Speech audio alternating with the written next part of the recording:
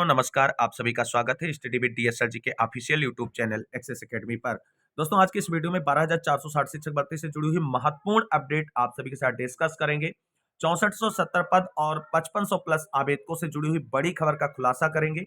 Second counselling में क्यों दावे हुए सभी फेल, थर्ड काउंसलिंग कब और कितने पदों पर होगी, वहीं थर्ड काउंसलिंग में जनरल, ओबीसी, एससी, एसटी की क्या कट ऑफ रह सकती है नियुक्ति के लिए, वहीं 12,460 शिक्षक भर्ती में चयनितों के स्कूल आवंटन से जुड़ी हुई महत्वपूर्ण जानकारी डिस्कस करेंगे। आप सभी से निवेदन है वीडियो को लाइक करें, दोस्तों में शेयर करें। जितने भाई बहन चैनल पे पहली बार विजिट कर रहे हैं प्लीज चैनल को सब्सक्राइब करके बेल आइकन जरूर दबाएं आगे की लेटेस्ट अपडेट पाने के लिए। तो आइए साथियों शुरू करते हैं आज का ये वीडियो।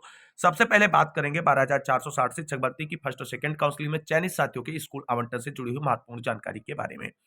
साथियों आप सभी को बता दें 12,460 शिक्षक भर्ती में फर्स्ट और सेकंड काउंसलिंग में चयनित वो साथी जिनको नियुक्ति पत्र मिल चुका है, उनको बेसब्री से इंतजार है स्कूल आवंटन का। लेकिन बेसिक शिक्षा विभाग की तरफ से अभी स्कूल आवंटन को लेकर के कोई भी दिशा निर्देश जारी नहीं किए गए हैं, ना तो कोई ऑफिशियल विज्ञप्ति जारी की गई है, ना तो कोर्ट के आदेश के अनुपालन में कोई रोक संबंधी ही लेटर जारी किया गया है। यानी कुल मिलाकर के अगर देखा जाए तो स्कूल आवंटन की संभावनाएं बनी हुई हैं।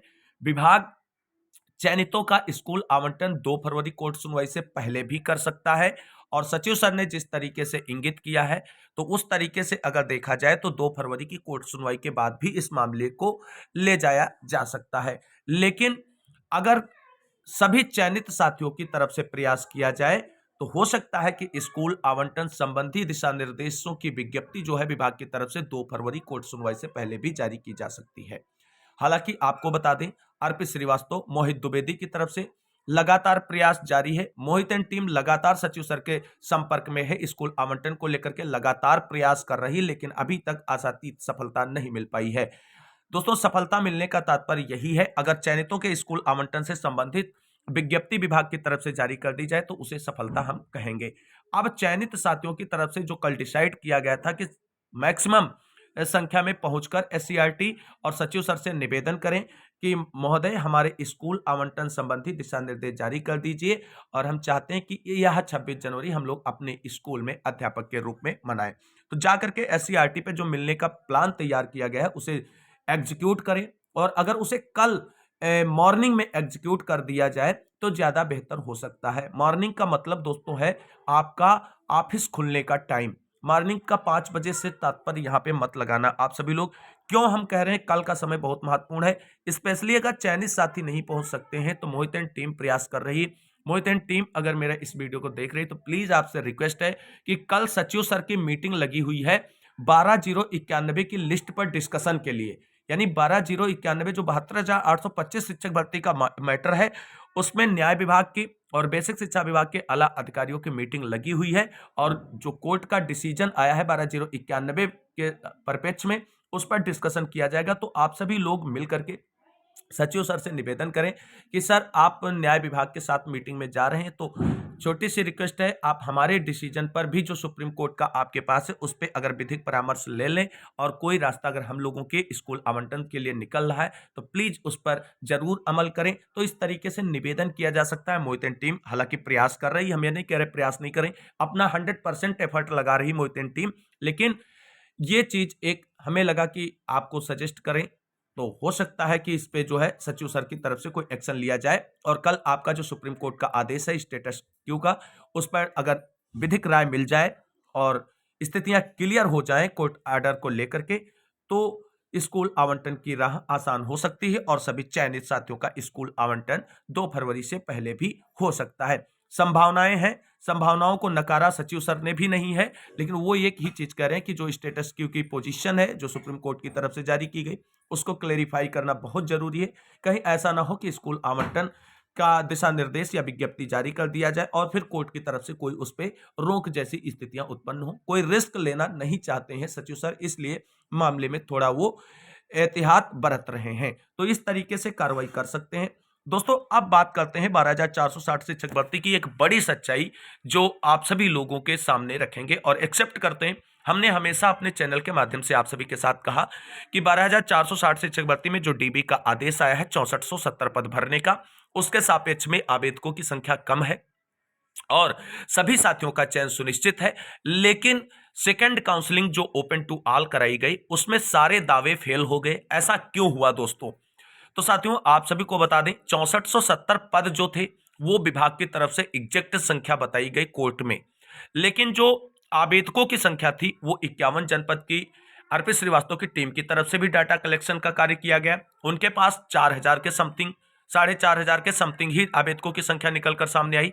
लेकिन मोहित एंड टीम और हम लोगों ने जो डाटा कलेक्शन का कार्य किया उसमें आपको बता दें 5500 यानी हमने एग्जैक्ट डाटा आपको बताया था 5681 के समथिंग आवेदकों की संख्या निकलकर सामने आई। जो हम लोगों ने कोर्ट में जो है हलफनामा जब सबमिट किया गया उस दौरान उसको रखा भी गया कोर्ट में।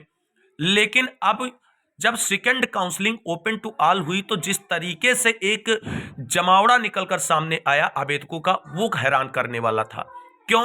क्योंकि आप सभी को बता दें 12,460 शिक्षक भर्ती में 6470 पदों को भरने के लिए जितना भी संघर्ष किया गया, चाहे 51 जनपद की टीम की तरफ से किया गया हो, चाहे सोनी जनपद की मोहित टीम की तरफ से किया गया हो, इतनी संख्या में आवेदक कभी धरने प्रदर्शन में नहीं आए, कभी किसी एक जो कार्रवाई सुनिश्चित की गई उसमें पार्टिसिपेट नहीं किया, ना तो कोर्ट में लड़ने के लिए इन लोगों ने चंदा दिया। यानी जितनी संख्या सेकंड काउंसलिंग में काउंसलिंग कराने के लिए आवेदकों की निकलकर सामने आई उस संख्या ने कभी किसी कार्य में पार्टिसिपेट नहीं किया। और हम लोगों ने जो डाटा कलेक्शन किया, जो आवेदकों की लिस्ट थी जो हर कार्य में पार्टिसिपेट कर रहे थे चंदे में, और जो कार्रवाइयां की जा रही थी धरना प्रदर्शन आंदोलन, हालांकि वहां लगभग 5000 लोग नहीं पहुंचते थे, लेकिन जो डाटा था वो 5000 5500 लोगों का था। लेकिन सेकंड काउंसलिंग जब कराई गई और उसमें जो है जो हम लोगों के डाटा के आंकड़े थे वो सारे फेल हो गए, जिसे मैं एक्सेप्ट करता हूं, क्योंकि हम लोगों का डाटा जो था वो पूरी तरीके से ये था कि हम लोगों को भरोसा था कि इतने ही आवेदक बचे हैं और सबका चयन सुनिश्चित हो जाएगा। दोस्तों अब आप सभी को बता दें कि सेकंड काउंसलिंग में जो सारे दावे थे वो फेल क्यों हुए। आप सभी को बता दें सेकंड काउंसलिंग में सारे दावे फेल होने के कारण वो हैं, सबसे पहले काउंसलिंग ओपन टू ऑल कराई गई, यानी सभी को मौका दिया गया, ऐसे समझ लीजिए। यानी जिन्होंने 2018 में पार्टिसिपेट किया था उन्होंने भी काउंसलिंग कराई, जिन्होंने 2018 में पार्टिसिपेट नहीं किया था उन्होंने भी काउंसलिंग कराई, शिक्षा मित्रों को भी काउंसलिंग में पार्टिसिपेट कराया गया। तो जितने भी आवेदक थे उसमें से मैक्सिमम लोगों ने second counselling open to all होने की वजह से उसमें पार्टिसिपेट किए, इसलिए आवेदकों की संख्या हम लोगों की एग्जैक्ट संख्या से आगे निकल गई। दूसरी बात आप सभी को बता दें, ये जो सेकंड काउंसलिंग में इतनी अफरा तफरी मची ये आवेदकों की संख्या अधिक होने के कारण ही मची। अब आप सभी को बता दें क्या कोर्ट की तरफ से ऐसा कोई डिसीजन हो सकता था कि ये चीजें ना होती? हाँ हो सकता था। अगर आप सभी को बता दें डीबी की तरफ से जो आदेश आया, जब डीबी के समक्ष आवेदकों की संख्या प्रेजेंट की गई तो कोर्ट को भी लगा कि पद ज्यादा है और आवेदक कम है, ऐसे में अगर सभी पदों को भरने का आदेश देंगे तो सभी आवेदकों का चयन हो जाएगा, और इसमें 0+51 जनपद के जब सभी साथियों का चयन हो जाएगा तो पूरा मैटर ही सॉर्ट आउट हो जाएगा, कोई दिक्कत ही नहीं होगी। अच्छा अब अगर आपको बता दें कोर्ट की तरफ से यह आदेश ना आया होता, जितने आवेदकों की संख्या कोर्ट में सबमिट की गई थी उतना ही आदेश आता कि 55 या 5681 आवेदक की लिस्ट कोर्ट में है और उतने ही पदों को भरने की बात करती, यानी कोर्ट की तरफ से जो लिस्ट कोर्ट को सबमिट की गई थी उसको अगर कोर्ट अप्रूव्ड कर देता और कहता इतने ही आवेदकों को नौकरी दी जाए इस भर्ती में, तो मामला बिल्कुल हो जाता, कोई दिक्कत ही नहीं होती। जो लिस्ट कोर्ट के अंदर सबमिट की गई थी उसी आवेदकों का उन्हीं आवेदकों का चयन हो जाता भर्ती में। लेकिन नहीं, कोर्ट ने एक बेहतरीन डिसीजन दिया, कोर्ट का आदेश बहुत बेहतरीन है और हम लोगों का और मोहित एंड टीम का यह प्रयास भी नहीं था कि जो आवेदक कोर्ट की शरण में है उन्हीं की नौकरी सुनिश्चित हो। मोहित एंड टीम का हमेशा से प्रयास था कि मैक्सिमम लोगों का चयन सुनिश्चित हो, चाहे सोनी जनपद के हो या 51 जनपद के हो, चयनित हो या वेटिंग हो, मैक्सिमम लोगों का चयन इसमें सुनिश्चित हो, क्योंकि 6470 पद रिक्त हैं। कोर्ट का आदेश बहुत बेहतरीन आया, फिर भी 51 जनपद के कुछ नेताओं को यह बात हजम नहीं हुई, उन्होंने डीबी के आदेश को ही सुप्रीम कोर्ट में चैलेंज कर दिया। वो मामला सुप्रीम कोर्ट में लगा हुआ है, वहां पे सुनवाइयां आपको देखने को मिलेंगी। तो कुल मिलाकर के आप सभी को बता दें जो 6470 रिक्त पद और 5681 आवेदकों की बात की जा रही थी वो दावा हम लोगों का पूरी तरीके से फेल साबित हुआ। हम लोगों के पास जो डाटा था उस डाटा में उन आवेदकों के नाम ही नहीं थे जिन्होंने इस काउंसलिंग में पार्टिसिपेट किया है। तो ये चीजें आप लोग समझ गए होंगे।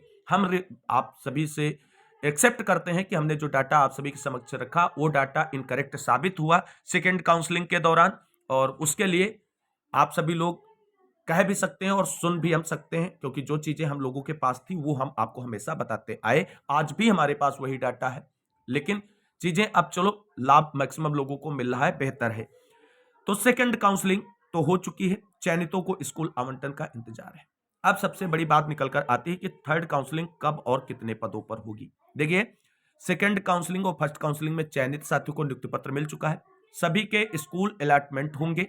स्कूल अलॉटमेंट के बाद सब जितने भी रिक्त पद बचे होंगे इस भर्ती में, उन सभी रिक्त पदों को एक साथ कलेक्ट किया जाएगा।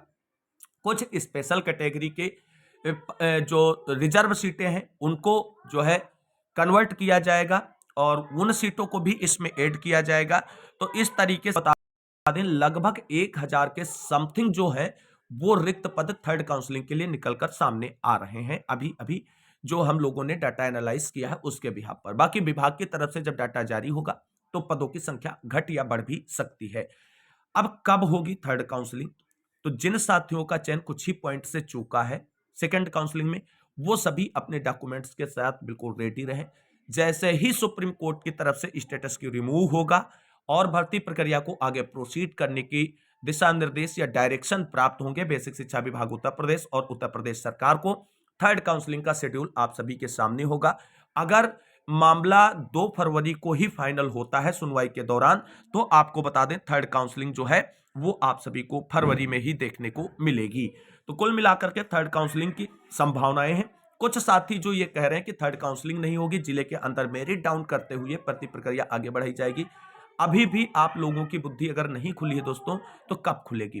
थर्ड काउंसलिंग ही होगी अब सेकंड काउंसलिंग में नियुक्ति प्रक्रिया पूरी करने के बाद, और उसमें भी आपको बता दें जिले के अंदर मेरिट डाउन करने का सपना जो अभी भी देख रहे हैं वो नींद से जाग जाए।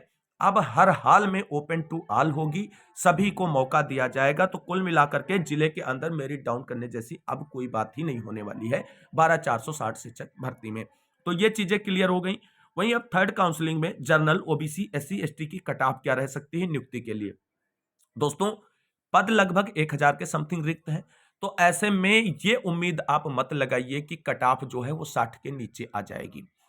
आप सभी को बता दें बहुत ज्यादा अंतर नहीं आने वाला है। हालांकि आप सभी को बता दें जो अपडेट निकलकर सामने आ रही है कि टीटी 2016 वाले आवेदकों को स्कूल अलॉटमेंट के समय फिल्टर करते हुए बाहर का रास्ता दिखाया जाएगा। तो ऐसे में पदों की संख्या और बढ़ सकती है, ऐसे में पदों की संख्या और बढ़ सकती है और थर्ड काउंसलिंग के लिए, और ये चीजें देखनी होंगी जब स्कूल अलॉटमेंट के लिए विभाग की तरफ से कार्रवाई सुनिश्चित की जाएगी। तो क्या टीटी 2016 वाले जो नियुक्ति पत्र पा चुके हैं उनको बाहर किया जाएगा? अगर उनको बाहर किया जाएगा तो कट ऑफ डाउन जाएगी, अगर उनको बाहर नहीं किया जाएगा तो कट ऑफ बहुत डाउन नहीं जाएगी। अब अगर कोई जर्नल वर्ग का अभ्यर्थी ये सोच रहा है कि हमारे 60 है और गुणांक हमारा है और हम थर्ड काउंसलिंग में चयन पा जाएंगे, तो दोस्तों आपसे माफी चाहते हैं, आप नहीं वहां तक पहुंच पाएगी कट ऑफ। वहीं आपको बता दें अगर ओबीसी का आवेदक कोई ये सोच रहा है कि हमारे 55 प्लस हैं, 60 के समथिंग है, हमारा चयन हो जाएगा थर्ड काउंसलिंग में, तो आपसे भी दोस्त माफी चाहते हैं। कुल मिलाकर के आप सभी को बता दें जर्नल और ओबीसी की कट ऑफ में थर्ड काउंसलिंग में ज्यादा डिफरेंस आपको देखने को नहीं मिलेगा, क्योंकि पदों की संख्या अब 10,000 नहीं है दोस्तों, अब आपके पास 1000 और 1500, अगर फर्जी को बाहर किया जाएगा तब 1500 के समथिंग ही हो पाएगी। ऐसे में वो सभी साथी जो जर्नल के हैं वो आपको बता दें 65 प्लस अगर उनका स्कोर है और कुछ ही पॉइंट से, मान लीजिए सेकंड काउंसलिंग में आपका दशमलव से कुछ चूका है, तो आपका चयन सुनिश्चित हो सकता है। और वहीं ओबीसी का भी इसी के समथिंग रहने वाला है। एससी एसटी की कट ऑफ जो है वो आप मान के चलिए अगर आपका 65 के समथिंग है मार्क्स, दशमलव में प्लस माइनस हो सकता है, तो आप थर्ड काउंसलिंग में सिक्योर हो जाएंगे। और एसटी लोगों की कट ऑफ तो और डाउन जा सकती है। बाकी आपको बता दें 60 के नीचे किसी भी कैटेगरी का आवेदक ये ना सोचे कि थर्ड काउंसलिंग में हमारा चयन सुनिश्चित हो सकता है। दोस्तों, जो एक्चुअल की पोजीशन है, कंडीशन है, वो हमने आपको बताई है। बाकी जब चीजें आएंगी धरातल पर, थर्ड काउंसलिंग का प्रोसेस फॉलो होगा, तब क्या चीजें निकलकर सामने आएंगी वो सारी चीजें आपके सामने होंगी, कट ऑफ कितनी जाएगी, सारी चीजें होंगी। लेकिन अभी फिलहाल इस तरीके से आप लोग मानकर चलिए, झूठे दिलासों में मत रहिए दोस्तों, क्योंकि झूठे दिलासे बाद में जब टूटते हैं तो बहुत ज्यादा दर्द देते हैं। इसलिए हम नहीं चाहते हैं कि हम किसी साथी को यह बता दें कि आपका 50 है और आपका चयन हो जाएगा। वो किसी अन्य परीक्षा की तैयारी भी ना करे, कुछ और भी ना सोचे। तो दोस्तों 12,460 शिक्षक भर्ती से जुड़ी हुई बड़ी अपडेट आज हमने आप सभी के साथ रिवील कर दी है। जो आप सभी को अच्छी लगी होगी जानकारी, अगर वीडियो अच्छा लगा है तो लाइक करें, दोस्तों में शेयर करें और चैनल को सब्सक्राइब करके बेल आइकन जरूर दबाएं। मिलते हैं अगली वीडियो में लेटेस्ट अपडेट के साथ, तब तक के लिए सभी साथियों को जय हिंद, जय भारत, वंदे मातरम।